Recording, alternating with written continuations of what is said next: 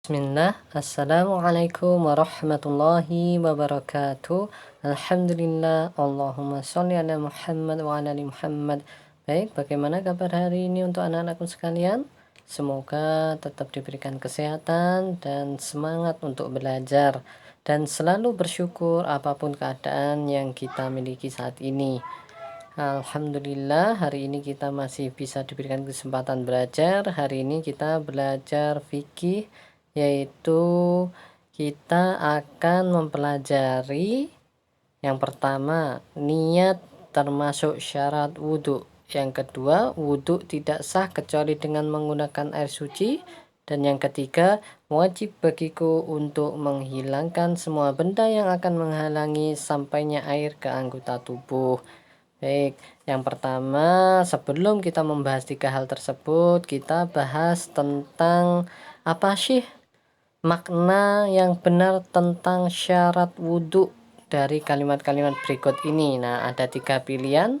Yang betul yang mana? Hayo, yang A atau yang B atau yang C? Ya, betul. Ini sudah Ustadz tandai ya. Yang betul adalah yang C. Makna dari syarat wudhu yaitu hal-hal yang harus aku persiapkan sebelum wudhu.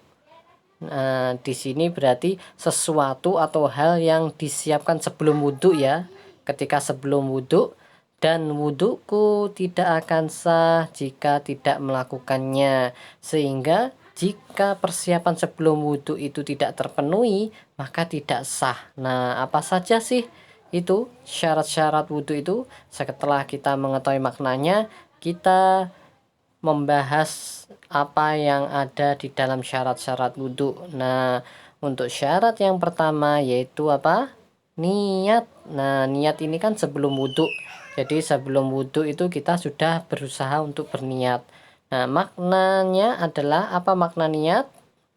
Makna niat di sini bermaksud melakukan toharoh atau bersuci, dan tempat niat adalah di dalam hati. Ingat ya untuk anak-anakku, tempatnya niat ada di dalam hati. Perhatikan contoh-contoh berikut agar kamu bisa memahami makna niat. Nah, jika kita masih bingung, maksudnya gimana sih niat di dalam hati itu? Coba kita lihat contohnya ya.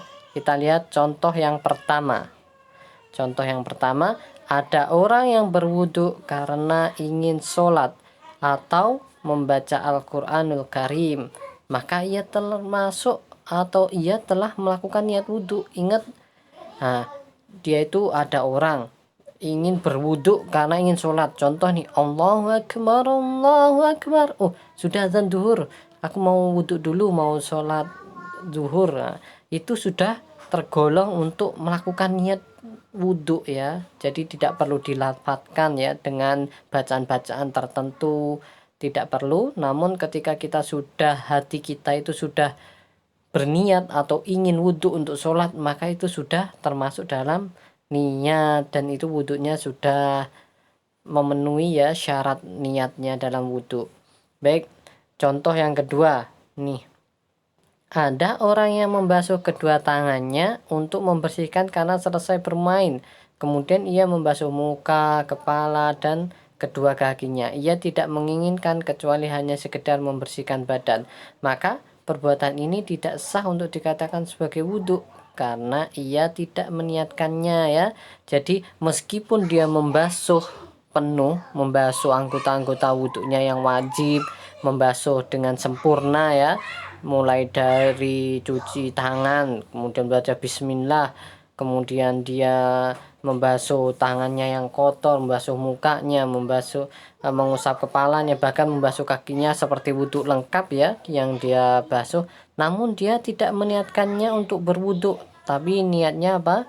Hanya untuk membersihkan kotoran-kotoran karena selesai bermain ya. Jadi itu tidak termasuk dalam berniat berwudhu. Jadi itulah bedanya ya. Ketika seseorang hanya sekedar membersihkan saja, itu maka belum termasuk dia berniat untuk wudhu, meskipun yang dia basuh sebagaimana seperti anggota-anggota wudhu yang dia basuh. Baik, mudah-mudahan bisa dipahami. Kita bahas syarat wudhu yang pertama dulu. Nanti insya Allah pertemuan berikutnya akan kita bahas syarat-syarat wudhu yang berikutnya. Barakallahu fikum. Assalamualaikum warahmatullahi wabarakatuh.